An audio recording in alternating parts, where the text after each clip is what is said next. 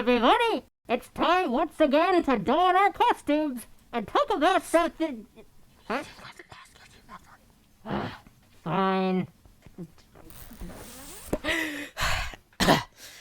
Okay, happy All Hallows, everyone. Today we're going to talk about an often overlooked element of the Trinity of Terror, the protagonist. Now, most of the time when I hear people talking about horror, I hear them talk about the monster or maybe the setting. And while those are very important, there's a third part of that triad that can't be overlooked. The main character that interacts with those two is equally important. How we as players or viewers experience the monster and the setting of a work of horror depends very much on who the protagonist is.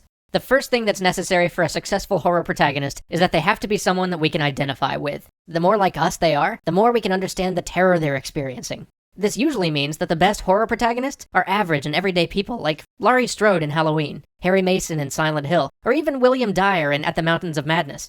Even in strange and fantastic settings, you'll find that effective horror protagonists tend to be pretty ordinary folks, like Ellen Ripley in Alien. In fact, Alien's a good example. Think about how much more frightening Alien is compared to the movie Predator. Now, Predator is awesome and certainly has some tense moments, but it's not as viscerally frightening as Alien because it's harder for most of us to associate with and understand the terror of a hulking member of the Special Forces who can still whip up some nasty traps and explosive arrows in a pinch. But Ripley, she's just a blue-collar miner thrown into circumstances beyond her understanding. That's somebody we can identify with. Which brings us nicely to our next point. Horror is about disempowerment. It's about feeling fear in a safe place. This means that the protagonist has to be weak and powerless compared to the forces they face. A babysitter versus a psychopath. A writer trying to protect his daughter from a hellish town. A geologist up against unfathomable cosmic evil, the very thought of which will drive a man insane.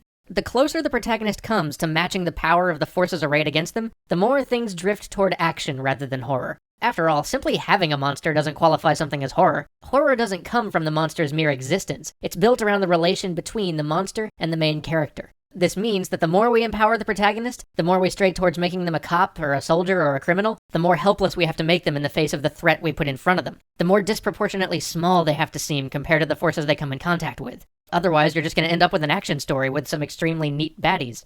So now you have a protagonist with whom an audience can associate, who they can feel pathos for and experience terror with, and feel catharsis from knowing that in the end, unlike the protagonist, they'll be able to walk away from this experience and return to their safe everyday lives. Now, once you have that, there are three types of horror protagonist you can deliver. The protagonist that overcomes, the protagonist that fails, and the protagonist that is themselves the horror. The protagonist that overcomes is the type that leaves us feeling a little more upbeat at the end, relatively. You'll recognize this protagonist from many American horror films. They start out completely outmatched and disempowered, but over the course of the experience, they grow and harden, and finally become a match for the monster they face, whether that be a cosmic horror or an escaped killer. Naturally, this type of horror leaves us with the sense that no matter how bad things are, we can overcome. So by its very nature, this outcome takes some of the terror out of an experience at the end. The second type, on the other hand, the protagonist that fails, leaves us feeling small and powerless. This type of protagonist struggles against the monster, but in the end, succumbs to it, calling into question the one thing that most of us use to anchor our lives, free will. By questioning whether or not we actually do have control, or any power at all over our destiny in the face of the darkness that surrounds us, it forces us to confront a fundamental human fear. To highlight this, the protagonist that fails is often made to appear to be the protagonist that overcomes, until the very last moments of an experience, when all of their supposed control is shown to be an illusion. This is very common in Japanese and Korean horror, with the quintessential example being Ringu, or the US version, The Ring, if you prefer. The final type of horror protagonist, and the one that I find to be the most potent, is the protagonist that is themselves the horror. This is Dr. Frankenstein, Dorian Gray, or James Sunderland. This is the protagonist who reflects the darker nature in all of us. They're people who we can respect and we can associate with, who we can even view as ourselves. But as we come to realize over the course of the experience, they're the true monster.